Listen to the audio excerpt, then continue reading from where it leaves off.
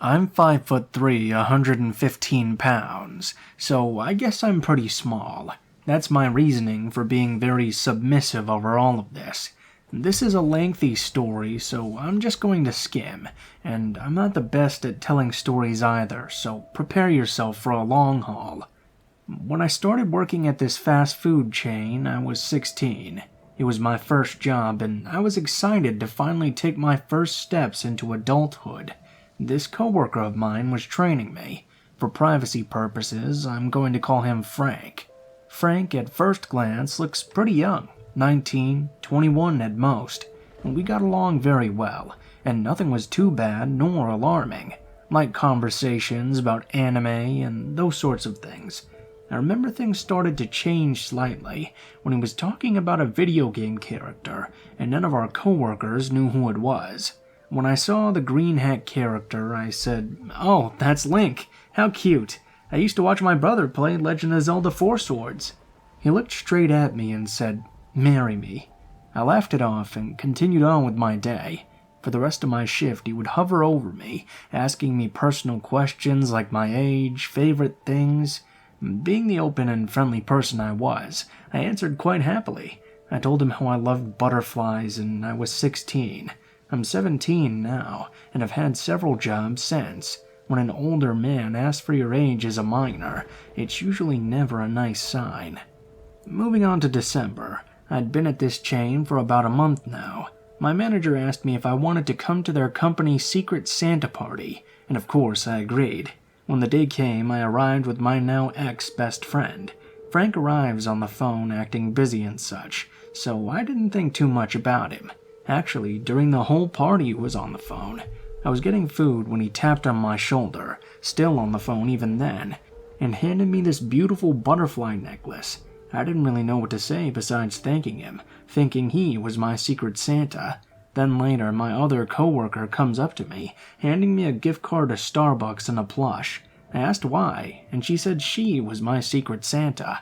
I thought it must have been a mistake, and went on with my night listening to my old best friend tell me how I should date Frank, which in my mind was never on the table. January rolls around, and I come to find out it's Frank's birthday.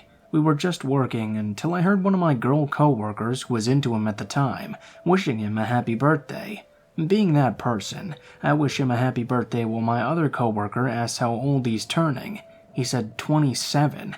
Might I add that every shift I worked with him, he would take several photos of me before and after my shift, commenting about my hair, skin, eyes, often said how cute my nose was. Again, not wanting to cause a scene with this new information, I just kind of laughed everything off. That was always the case, wasn't it? We don't want to cause a scene. I did start telling him to please stop, but of course he wouldn't no matter how many times I asked him to. Now I'm going to skip to May, my birthday month, and of course I was working on my birthday. I went to the back door as usual. Due to COVID, I had to ring a doorbell and wait for somebody to open the door for me. Out of nowhere, Frank pops out of the bushes, handing me all sorts of gifts. Today was his day off too, so I was extremely confused. I remember thinking, how the hell does he even know my birthday? I never talk about it since I don't like celebrating it. He followed me around for a few minutes, before awkwardly leaving when I apologized and said I wanted to get to work and not get yelled at. In July, I finally found a new job. I quit due to sexual harassment I'd had to endure for the 9 months I worked there from my shift lead. That's a whole nother story, but when a man starts getting handsy, don't laugh it off. Shut that shit down right away. It got really bad when that ex-best friend that I mentioned earlier started showing all my coworkers, including Frank, and that shift lead explicit photos of me that she'd stolen off my phone without me knowing. I was very insecure at the time and was in an abusive relationship, so I would give anything this boy asked of me. Anyways, at that point I'd just about had it with everything. After being interrogated about that shift lead, I put in my 2 weeks. On my last week, everyone was talking about how he'd gotten laid off for sexual harassment. Frank and I were doing dishes, and the topic came up. I awkwardly told him about it now, knowing how everyone already knew my story. The shift lead would often grab my ass, rub my thigh, talk about my boobs and how, if they were bigger, things he would do to my body. I would politely tell him to stop, but he would just continue. When I started yelling and saying stop more assertively, he would often make me do humiliating tasks like clean the greasy floors on my hands and knees, or cleaning the dining room when it was closed due to COVID. When I told Frank this, he shrugged it off and said that was no reason for him to be fired. I remember being shocked, retorting, "I'm just glad I'm leaving this hellhole," and left it at that. A month into my new job as a hostess, everything was going quite well. It's a restaurant, but everyone just comes there to drink, so it's more of a bar type thing. On one of my 2 a.m. shifts, Frank stops by on his bike. I tried to be friendly, but was getting frustrated when he kept cutting me off from talking to other people. I then walk away to bus tables because no one else would do it, and he couldn't follow me into the restaurant. There was outdoor seating, of course. After bussing all the tables, I come up to the counter to see my coworkers giggling. "What's happening?" I ask. The other hostess smiled. "That's so cute how your boyfriend takes photos of you while you're working. That's so cute how obsessive he is over you. Boyfriend?" I was and still happily remain single after that bullcrap of a relationship. The only person they could be referring to was Frank. Then it dawned on me. How the hell did he know where I was working and my shift schedule? I didn't tell anyone besides my parents and my brother. A week goes by and Frank comes back once again. I may have gotten a little overdramatic, but I didn't know what else to do. I told the other host at the counter to tell him I'm not working today and dashed inside. I told my manager that this man, Frank, keeps taking photos of me as I'm working, and it's making me very uncomfortable. My manager told me to stay in the back room while he went and handled the situation. Our restaurant is very popular in the area, so it's very crowded in the front. Frank with his bike had blocked off customers, and that's what my manager was telling him. My idiotic ass was popping my head up a little under that backroom window, where I could just about see what was going on in the front. I freak out a little when I see Frank starting to get aggressive with my manager. He begins thrashing when my manager tries to lead him out of the front. Suddenly, Frank throws his bike and tries storming into the building. A few male waiters see what's happening and were informed by my manager. I remember one waiter standing in the back room with me, watching the door as another was practically fighting with him. I could only hear yelling outside the door, and then it went quiet. I spent the rest of the shift like that, cleaning silverware with that male server. From then on, people would walk me to my car even in broad daylight. From August to November, he would be on his bike passing by the restaurant from a distance. He would just be watching, taking photos for 10 to 20 minutes before leaving. The reason I thought of putting this here was now it's been a little more intense, besides just looking from a distance. Due to COVID, I'm not needed anymore, because now the restaurant is takeout only. I've been working seasonal jobs while working at the restaurant, but now I'm not working, waiting to get my schedule. And because I was bored on this day, I drive to my local mall just to do a little bit of Christmas shopping. While driving, I look in my rear-view mirror to see an all-too recognizable face. It was Frank. I practically choke on spit seeing his face in my mirror. I try not to get the best of myself and knock it off as a coincidence. It must be. Yeah, it wasn't. He followed me throughout the mall, then later got into his car and followed me as I was driving home. No one knows where I live besides that old friend, and I'd like to keep it like that. So I drove for about an hour, getting lost and taking every random turn I could, until I finally lost him. I now believe this is how he would track me down. My car isn't common, but thankfully it doesn't stand out too much. I've rarely left my house since then. It's January 2001, and ever since the start of this new year, I've been getting phone calls where I answer, and only breathing is on the other end. Along with that, I've gotten many random messages asking about gifts and delivering me one. I'm not one who usually uses social media, but these messages were all over mine. All of them were from newly made accounts across Snapchat and Instagram. On one occasion, an account started sending me photos I had never sent to anyone. These photos were photos of my cat that I'd saved in my Snapchat album. Just photo after photo of things I've never sent, ending with, "I have a gift for you." I deleted both apps, along with deleting almost everything off my phone. A week ago, I downloaded Snapchat again due to some dumb assignment my teacher wanted us to do with that crap social media app.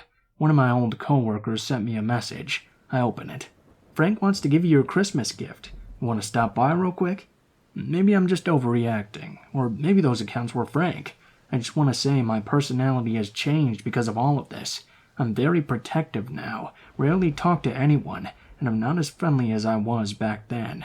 It's only been a little over a year, yet I feel like I've aged 10 plus.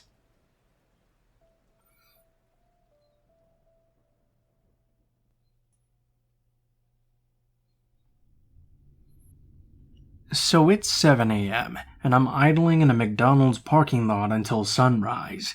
The past few days with an escalating Prowler have finally driven me out of my home. I, 25 and female, live alone, and on the ground floor of some cute condos with lovely neighbors. I work nights, but with the pandemic, work has been seldom. Naturally, I'm used to staying up late. 4 nights ago at around 2:30 a.m., I'm watching TV in the living room when suddenly my dog starts growling at the window. She only does this when someone or something, usually a cat or raccoon, is out on my patio. At first, I assumed it was an animal outside, until I heard what sounded like someone trying to open my door. I sat still and listened for more noise because I just couldn't believe that was happening. I call my mom because I'm feeling weirded out, and then peek through my blinds, which were all closed by the way, to see the gate to my patio is wide open. I know I shut it, and the wind doesn't ever blow it open. I'm still on the phone with my mom, and I get the genius idea to go show whoever it is that I'm not scared. I go and latch my gate, while making my presence well known. I go outside. There's a man on the walkway, right near my patio entrance. He was walking away until he heard my door open. He fully turns around to face me and stops, just staring. Average-looking white guy, hoodie up, hands in pockets, no bag. Strange, as at first I assumed it was a patio thief. When he turned around and looked at me, I got this chill. Why would this thief blatantly show me his face and make a point of fully turning to face me and stare? I'm shocked and begin walking backwards towards my door to the inside. He turns back around and keeps walking away, takes 3 more steps, then fully turns around again and stops to stare at me. I went back inside and stayed on the phone for a couple hours until I finally fell asleep. I called the non-emergency police line, and they made a note. After that first weird encounter, I put a long and low-to-the-ground flower pot against my patio gate, so it would make a lot of noise if someone tried to open it. A couple of nights pass, and I don't notice anyone creeping about, until last night. Last night at about 1 a.m., I hear a crashing/falling noise. Again, I call my mom for assurance, and look around the house to see if anything fell. I think at first it must be nothing, and get off the phone. Suddenly, though, I remember my do-it-yourself flower pot alarm, and peek through the blinds to see yet again my gate is wide open, and the pot has been knocked over. He came back. I called the non-emergency police again. This time they came and did a patrol around the neighborhood. Of course, they didn't catch him. Fast forward to tonight's incident. Needless to say, I'm thoroughly creeped out. I find a deal on some security cameras with motion detecting capabilities. Got to Best Buy just before closing and snagged the last pair in stock. I set those bad boys up and I was feeling pretty safe. 1 a.m. again. I'm running a bath on the phone with my boyfriend when I get a motion detected alert from my security cameras. I want to assume it's just a cat because this time I didn't hear the gate crash. I'd reset my flower pot system after it was knocked over the previous night. To my horror, though, I see the man tiptoeing from the side of my patio towards my door, hoodie up, hands in pockets. He knew not to use the gate because it had made a noise last night. It was him. He starts wiggling on my door handle.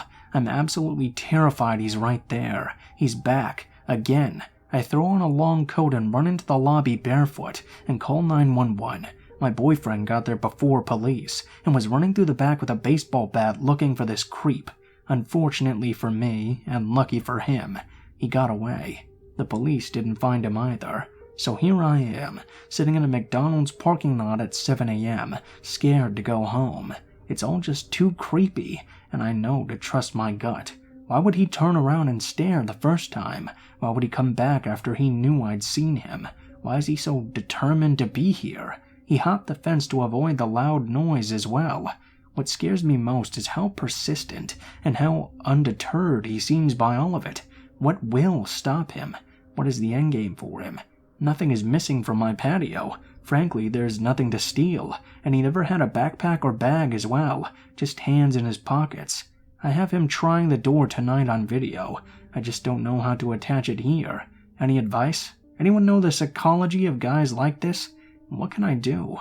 I'm staying at a friend's for a few days, and will be monitoring the cameras closely.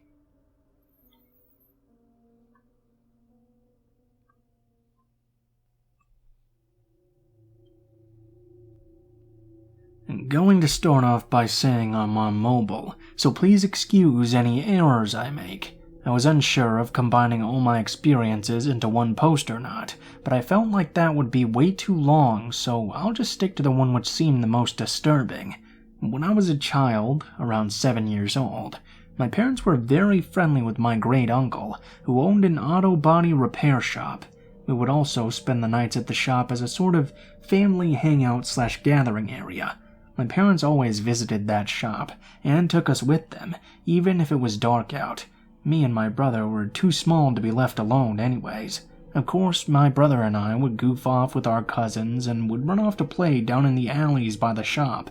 Me being young and innocent, I followed my older brother wherever he went, even though I was intensely freaked out by the dark alleys. Now these alleys weren't the regular walled-off narrow side ones you would think of, per se, envisioning an alley in New York or something. Instead, they were somewhat wider than a regular alley, and usually had garages lined on each side which were always closed during the night. My brother didn't seem to be bothered by them, and neither did my cousin. Of course, I just followed the big brother everywhere, so I chose to disregard my sense of fear when running up and down these alleys. Our mother had said not to leave her line of sight, though she didn't really enforce that rule, so we just did whatever we wanted.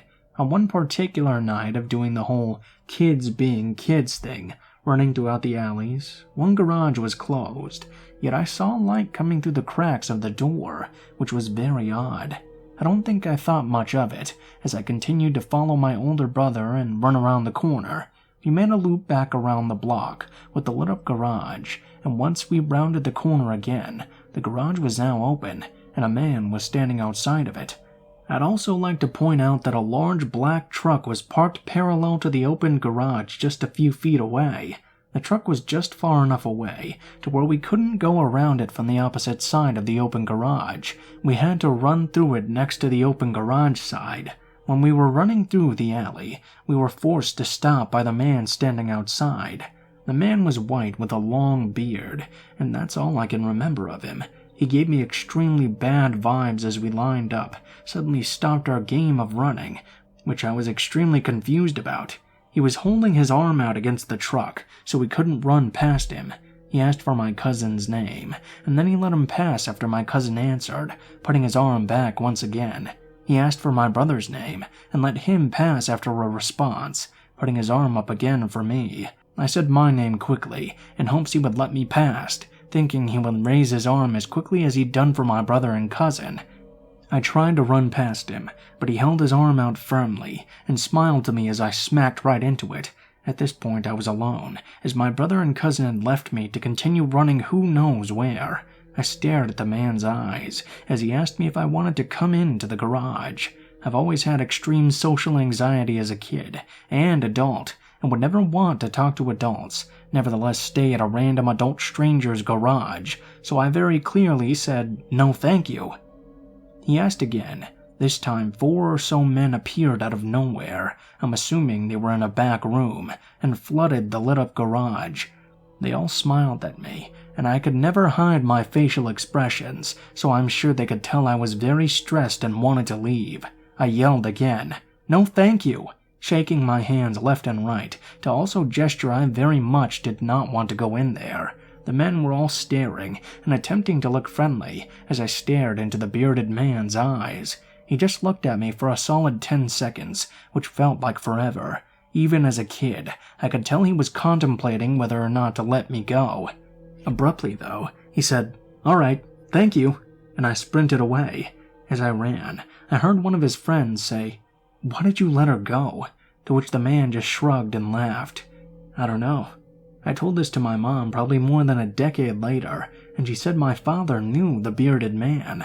I could only assume the man knew my father had kids, or had seen us in passing, and was planning this, since he had deliberately put the large truck in the way for us to fodder into his arm's reach. And it had a group of men waiting for us. They were definitely only interested in me, the little girl, so God only knows what they wanted to do to me. Please, anyone who wishes to have kids or already has children, do not under any circumstances leave them alone. My mother, on any other occasion, I believe, was extremely protective, but on the small times I would stray from her, predators were always ready to try and snatch me. They watch, they know, and they will try to take your kid, even if you're standing 10 feet away from them. Let me know if I should post my other experiences. This one was the most planned out from what I remember, so my other ones would be a much shorter post.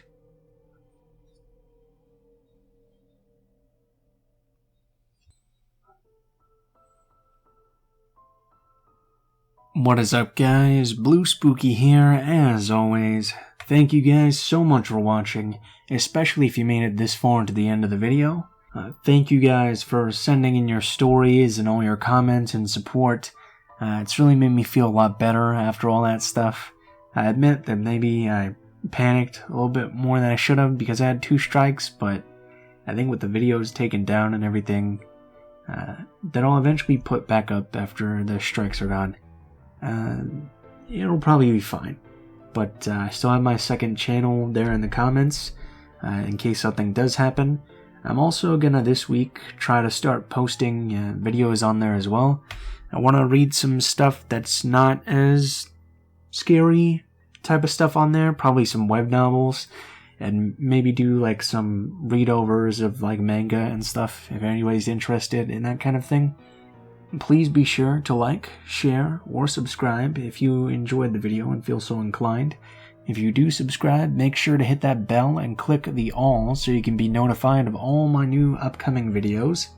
Please be sure to leave any feedback in the comments below if you have anything you'd like to let me know, any ways I can improve or anything. Links to all of my social media will be in the description of the video below. You can send me a message on any of those and I will try to get back to you as soon as possible. But be warned that I don't use Facebook as often as I use Twitter or Gmail. If you decide to send in a story to help me out, please be sure to include what the name of the story is if it has one, how you would like to be credited in the description of the video the story appears in, and the theme of the story if it has any. Please be sure that it's easy to read and has relatively appropriate grammar, but other than that, pretty much I'll accept anything. Huge thanks to my artist friend Alan, who is doing all my art for this channel and the other channel, so be sure to check him out. I think he does commissions and he does a lot of cool horror stuff, so you might be able to get some good things out of him. If you're curious about the music used in this video, it's in the description in the order it appears, as always, with links to the artist, and I think that's about it. So thank you guys so much for watching, and I hope you guys have a great day.